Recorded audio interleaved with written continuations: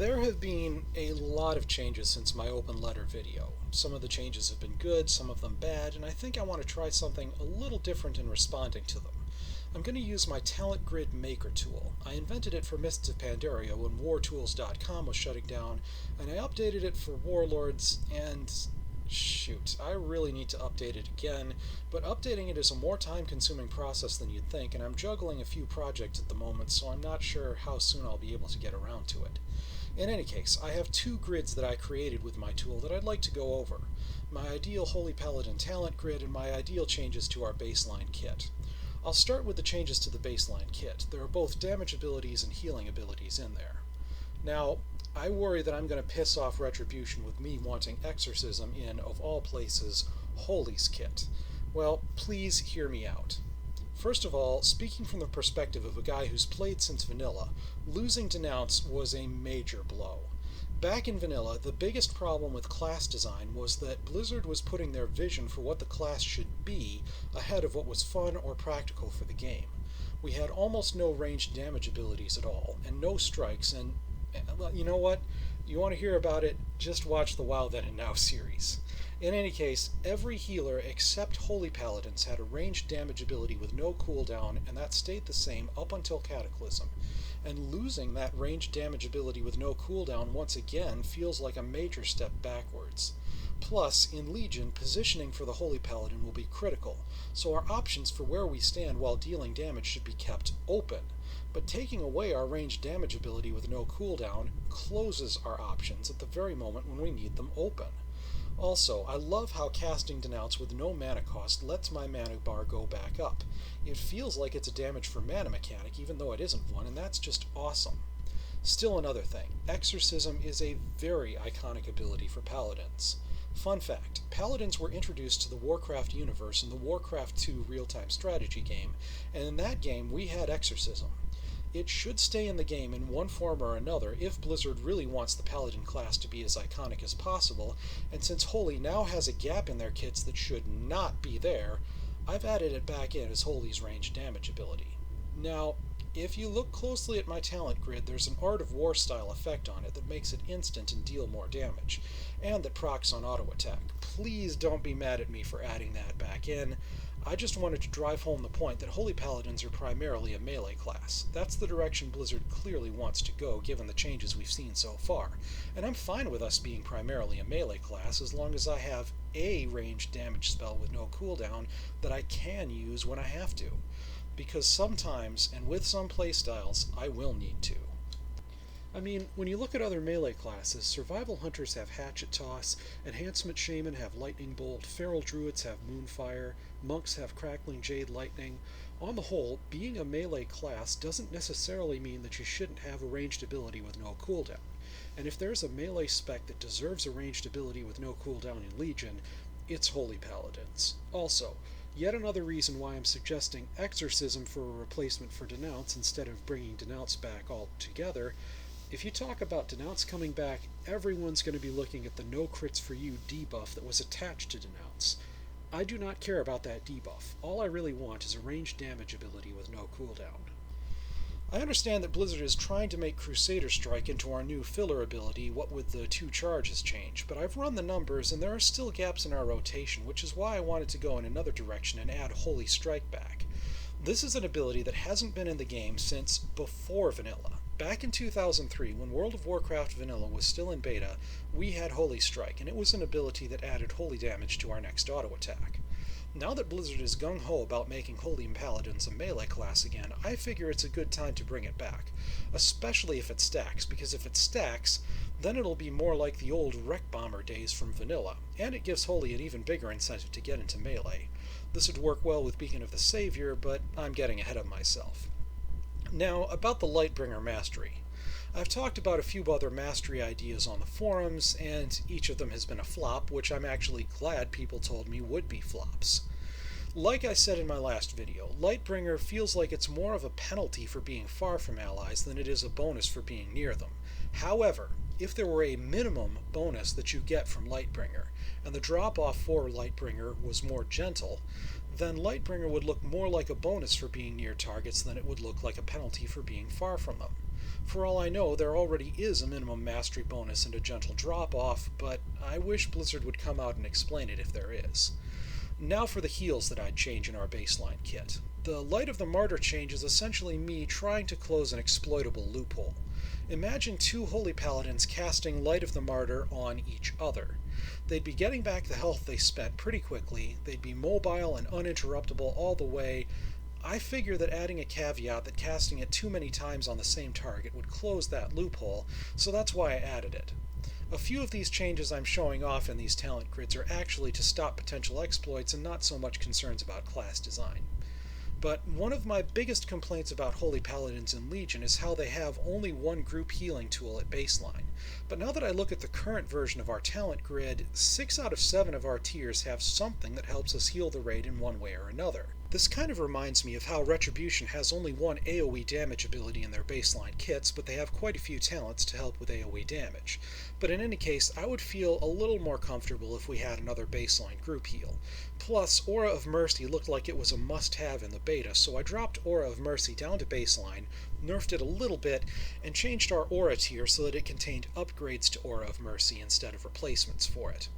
This adds another advantage to being close to your healing targets, but I digress. As for Beacon of Hope, one thing that I did not feel comfortable with is how Holy Paladins have so few mobility tools while positioning is so critical for them. I figure that Rule of Law and Divine Steed both look like must-have talents as long as we don't have a baseline mobility tool. But if we have a baseline mobility tool, then each of those talents looks like nifty bonuses instead of must-haves. So I added a mobility tool to our baseline kit with Beacon of Hope because that ability just plain looked cool. And now for the talents. Holy Bolt looked like it was a must-have talent, so I'm almost glad it's gone.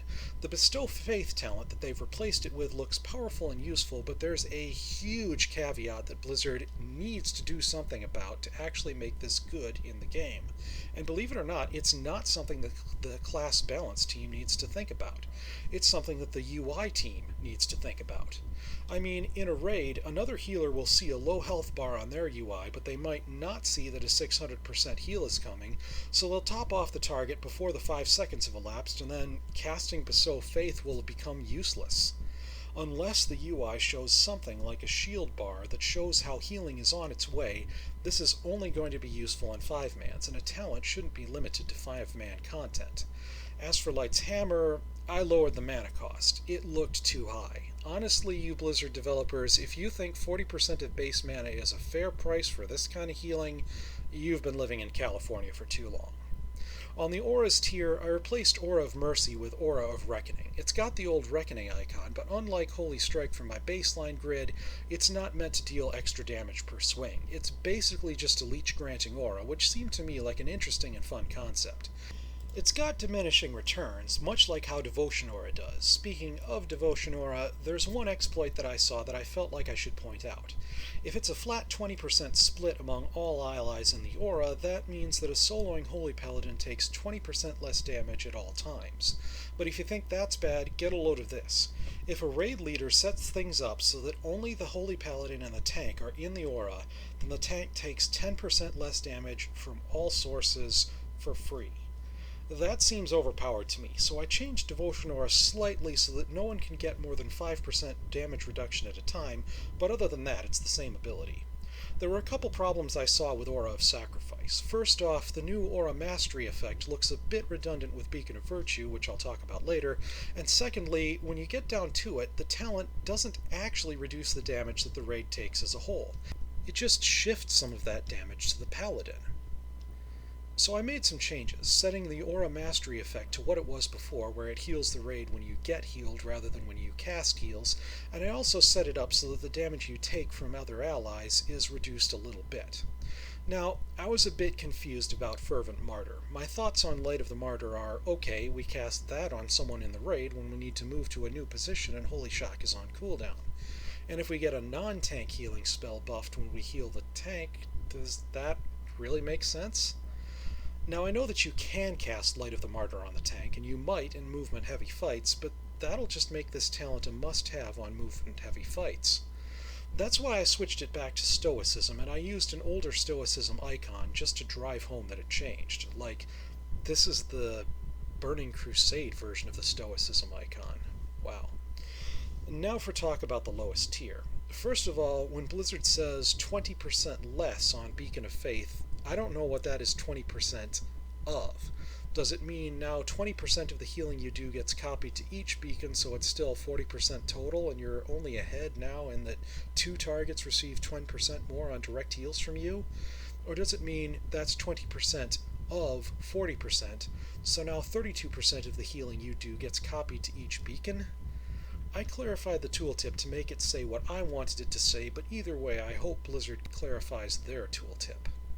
As for Beacon of the Lightbringer, it's still something that gives us more positioning options, and that's good. And it gives us more group healing ability on top of that, though not as much as I'd like. I'd like a lower cooldown on Light of Dawn, but I guess that Daybreak talent got merged with Crusader's Might. I digress. It's an interesting looking talent, and I may well take it. But the real surprise for me is Beacon of Virtue. I've got kind of mixed feelings about it, but it's better mixture than you'd think. On the one hand, I liked the idea of a damage for healing mechanic, since it was paladinish, useful, and fun. But on the other hand, Beacon of Virtue fundamentally changes what healing as a paladin is like. It makes us better at group healing, it takes us at least a little bit away from tank healing. And I look at this ability, I see an exciting experiment. Now, experiments might succeed or they might fail. The huge dailies in Mists of Pandaria were an experiment and they failed. Garrisons and Warlords were an experiment, and they failed too. But other experiments in the game have been successful, like flexible raid sizes, Heroics, an experiment as old as the Burning Crusade, and cross-server battlegrounds. So while Beacon of Virtue might be awesome or it might be a flop, I'm still excited about it. One more thing to talk about with the talent grid overall. When you look at talents like Rule of Law and Beacon of the Lightbringer, it's clear that they are ways of speccing out of the specialized role that Blizzard is cramming us into in Legion, which is healing the melee. It makes me a little uncomfortable that our options mean we spec out of a specialized role instead of speccing into a specialized role, but at the same time, talents, by definition, are ultimately meant to change our playstyle. And the talents I'm seeing do just that, and do so better than the talents we have today, so there are pluses and minuses here. Now, I'd like to do another open letter video about the game's content rather than my concerns about one spec, but it might not be the video you're expecting. You're probably expecting me to talk about how we were expecting 5 raids and 4 patches of content in Warlords when we actually got 3 raids and 2 patches, or how Farallon Fields should have been in the game, and how I was expecting Shatrath City to be a raid, since it's big, conspicuous, and I can't get in there. Or you're probably expecting me to talk about how garrisons were a single-player experience that got old and boring after you maxed them out. Well, I have a little to say about garrisons, and while each of these is a very legitimate complaint, they aren't what I want to talk to Blizzard about as far as content goes. It's something that the game has lost over the years, and it's something they have the opportunity to bring back in Legion that could well save the game, and I plan to talk about it in my next video.